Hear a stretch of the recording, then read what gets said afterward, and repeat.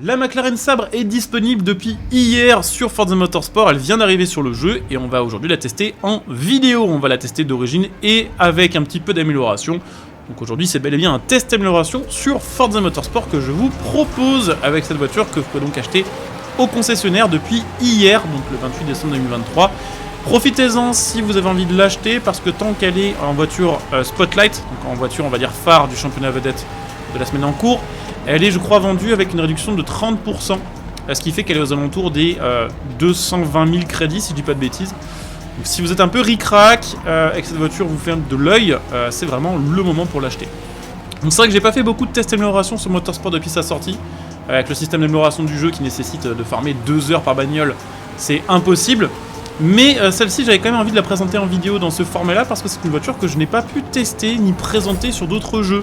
C'est le premier Forza sur lequel on peut jouer cette voiture-là. Elle n'est pas présente sur Horizon 5 pour le moment, même si elle pourrait arriver, c'est possible, hein, dans une prochaine mise à jour ou dans un prochain DLC. Et du côté de The Crew, du côté de Need for Speed ou des autres gros jeux que je connais, cette voiture n'est juste pas dispo. Donc c'est un modèle qui est assez stylé, qui est assez récent et qui est assez rare. Il n'y a eu que 15 exemplaires qui ont été produits et c'est une voiture qui a été uniquement produite pour le marché américain. La voiture est homologuée pour ce pays-là, mais n'est pas homologuée pour la plupart des pays européens.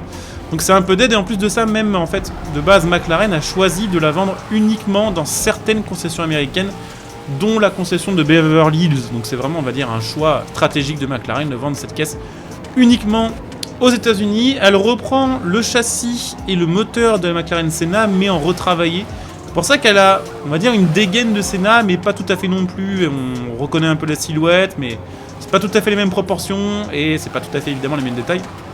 C'est un peu différent à conduire aussi d'ailleurs, hein, pour ceux qui ont testé la Senna sur le jeu. La Senna, en vrai, full stock est plus efficace, je dirais, que celle-ci.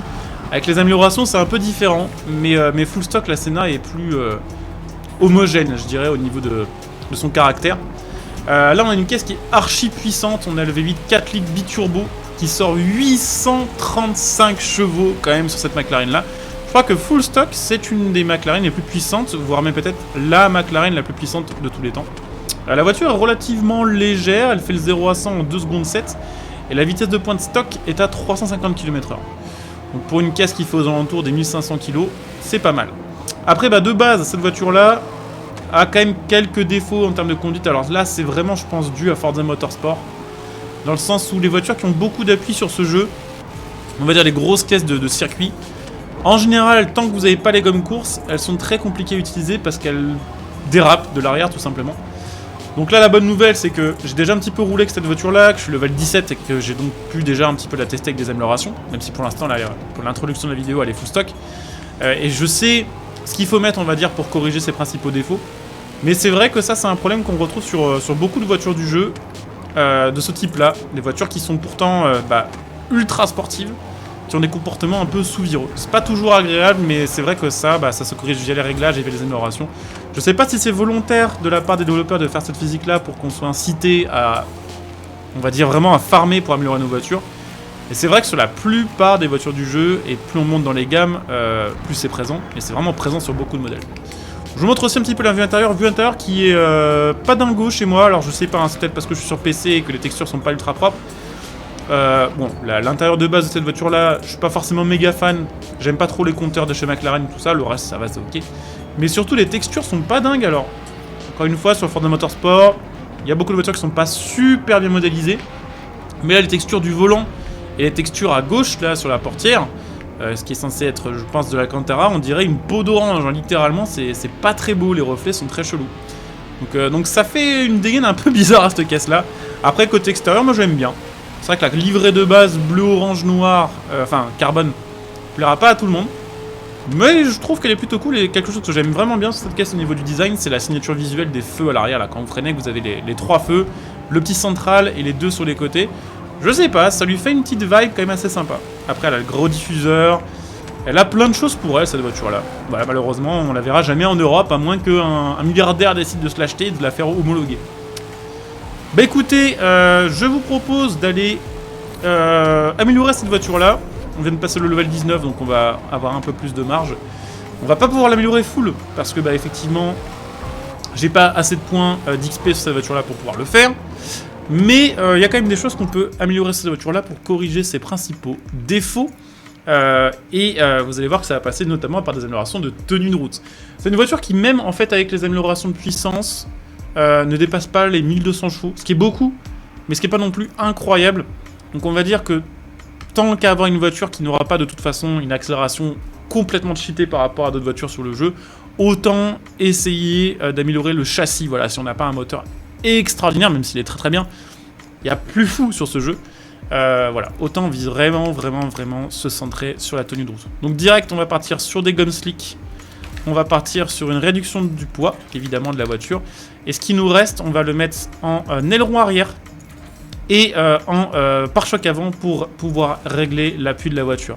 Vous allez voir que ces améliorations-là, même s'il n'y en a pas beaucoup, on a gratté que 60 points d'indice performance, ça va vraiment beaucoup changer le comportement de la voiture.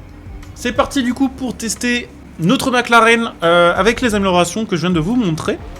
En sachant que du coup j'ai fait quelques réglages aussi, mais mes réglages sont assez simples, mais ils passent bien en fait sur ce genre de caisse. C'est quoi? C'est appui au max et barre anti-roulis un peu plus souple à l'avant et un peu plus rigide à l'arrière. À quelques crans, ça change vraiment le comportement de la voiture. Après là on est passé sur des slicks aussi, donc forcément ça va être un autre délire. Donc on va se faire quelques petits tours du spa, voir si on arrive à remonter un peu la file d'IA devant nous.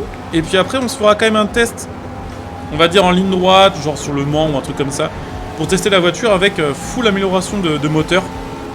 Ou presque, puisque je sais pas si on aura assez de points pour tout installer, mais on devra en être pas super loin. En tout cas on fera un test de VMAX.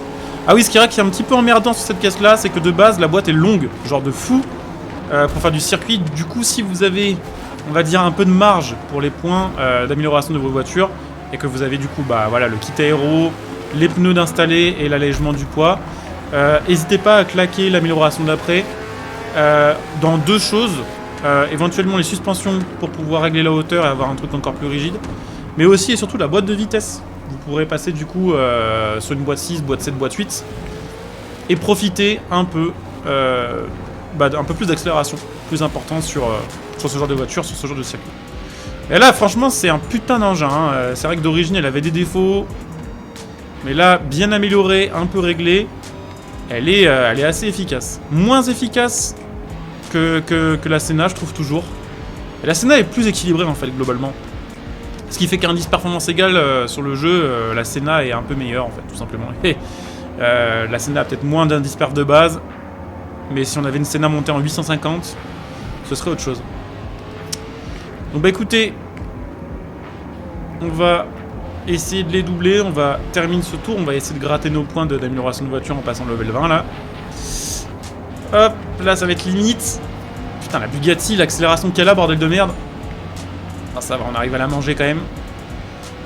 Et puis là normalement on ne devrait pas avoir beaucoup besoin de ralentir, hein, vu l'appui qu'on est censé avoir avec le kit Forza. Ah putain la Divo qui m'a niqué là. Je voulais passer full pour voir si justement ça passait full. Bah il m'a complètement bloqué. Alors pour rappel on est en difficulté d'IA 6 sur 8 hein, donc on n'est pas sur les meilleurs IA, mais on est quand même sur des IA qui sont assez rapides. Donc le fait de remonter aussi facilement en un tour sur Spa avec une caisse comme ça, avec des réglages un peu faits à la One Again, à la va-vite, avec très peu d'amélioration, franchement c'est pas mal. Mais écoutez, on va se refaire un petit bout de ligne droite, là puis après on va la tester sur le Mans en ligne droite, histoire aussi de donner un petit aperçu de ce que cette caisse est capable, avec d'autres améliorations tout simplement que celles qu'on a mises là. Là c'est franchement le build ultime pour cette caisse là en circuit. On va dire la plupart des circuits du jeu ça marchera bien, le Mans ça marchera moins bien, mais justement là on va tester un build Le Mans après. Putain, je me fais déposer en ligne droite par la Bugatti quand même, faut le dire. Ok, c'est parti, on va se faire un petit test sur Le Mans avec la voiture full préparée ligne droite ce coup-ci, donc avec boîte et moteur full amélioré. La voiture fait environ 1100 chevaux, ce qui est beaucoup, mais ce qui est pas non plus si fou que ça, hein. C'est ce que je disais, c'est pas spectaculaire en fait pour un Forza, même si IRL ce serait spectaculaire. Donc on va se la tester, voir un petit peu la VMAX qu'on arrive à manger avec cette caisse-là. Je pense que ça devrait être pas loin des 400 d'après la page réglage. On va voir, on va essayer d'utiliser un peu l'aspi aussi pour gratter quelques kilomètres/h. En tout cas, j'espère que cette vidéo sur la McLaren Sabre vous plaira. J'espère que la caisse aussi vous plaira. En vrai, c'est une des premières vraies nouveautés Forza Motorsport. Que je dise pas de bêtises, la plupart des autres voitures qu'on a sur le jeu, c'est quand même des retours d'anciens Forza, ou bon, à part, on va dire, un DLC.